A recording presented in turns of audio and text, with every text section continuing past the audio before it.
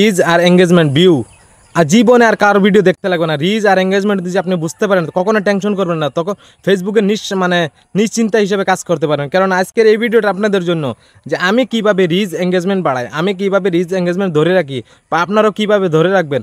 এই ভিডিওটা যদি ফুল দেখে ফেলেন, আমি বিশ্বাস করছি যে আপনার কখনো আর ফেসবুক প্ল্যাটফর্মে বা ইউটিউবে কখনো আর ভিডিও দেখতে লাগবে না। রিচ এঙ্গেজমেন্ট বিষয় নিয়ে আপনি পুরোপুরি আমি বুঝিয়ে বলবো আমাদের কেন বাড়ে, কেন রিচ এঙ্গেজমেন্ট বাড়ে।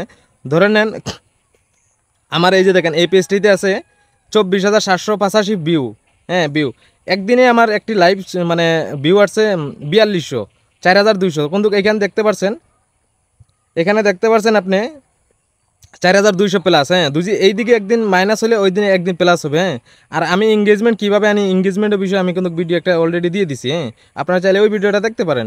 যে আমার এখন এসএস ফুডে দেখাইবো যে আমি ভিউ এঙ্গেজমেন্ট কীভাবে ধরে রাখি। এই যে ধরেন আমার এসএস ফুড। হ্যাঁ, এই যে দেখেন আমার এটাতে ভিউ আছে 1,26,467। হ্যাঁ, কিন্তু পরের মাসে এটা থাকবে না। পরের মাসে থাকবে না কেন? একদিনে আমার ভিউ আসছে প্রায় 35,000 ভিউ আসছে একদিনে, এক ভিডিওতে।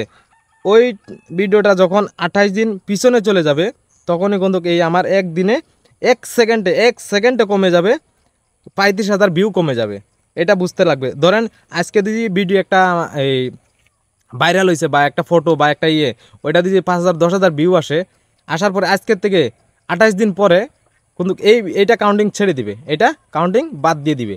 তখন একদিন ডুববে, একদিন বাহির হইবে। হ্যাঁ, এটা কিন্তু আপনারা যখন এটা ডাউন হবে সবারই, এরকম কোনো ব্যক্তি নাই যে বলতে পারবে যে আমার প্রতি মাসে আপ হইতে আছে। ঠিক আছে, আপ হওয়ার পর হঠাৎ করে একদিন নামবে।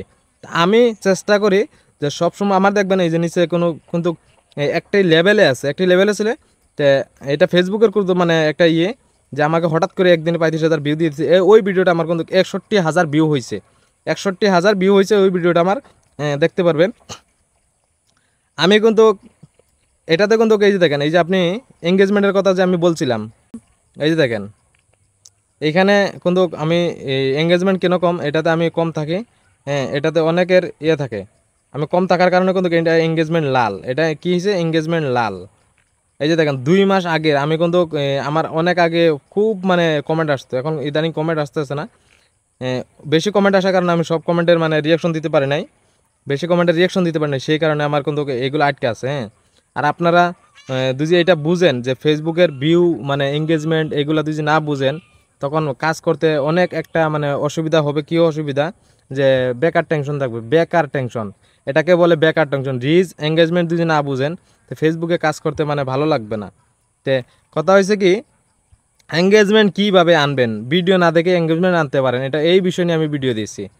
যদি ভালো লাগে এইরকম যদি টিপস পাইতে চান, হ্যাঁ, আমার এই সাথে থাকতে পারেন বা আমার এই ভিডিওটা শেয়ার মারতে পারেন, ভালো লাগলে ফলো করতে পারেন। হ্যাঁ, আমি কখনো টেনশন করি না যে আমার রিচ এঙ্গেজমেন্ট কেন ডাউন হয়েছে, এটা আমি বুঝি। আপনারা বুঝতে পারেন না, এটা অনেক দিন বলছি, অনেক লাইভে বলছি, তারপরেও আপনারা বুঝেন না। এটা আমার কিছু করার নাই। যে ধরে নেন আপনি মানুষের সাথে সম্পর্ক যত করবেন, যে সম্পর্ক বেশি করতেছি অনেকে গত মাস থেকে এই মাসে অ্যাক্টিভ বেশি, ভাই অ্যাক্টিভ থাকলে হবে না। অ্যাক্টিভ নিয়ম অনুযায়ী থাকতে লাগবে। অ্যাক্টিভ যদি নিয়ম অনুযায়ী থাকেন এঙ্গেজমেন্ট বাড়বে। আর যদি নিয়ম না সাইডে যদি দেখেন কুকুরেও দৌড়ে মানুষেও দৌড়ে, কুকুরে দৌড়া বেকার, মানুষের দৌড়ে কামে দৌড়ে। সেই রকম কিন্তু ফেসবুকেও যদি অযথা সময় দেন, এই সময় কোনো মূল্য নাই। যদি 5 মিনিটও দেন, 5 মিনিট যদি লাইন মতনে দেন, এই 5 মিনিটের অনেক মূল্য আছে। এটার কারণে কিন্তু আমরা বুঝতে পারি না।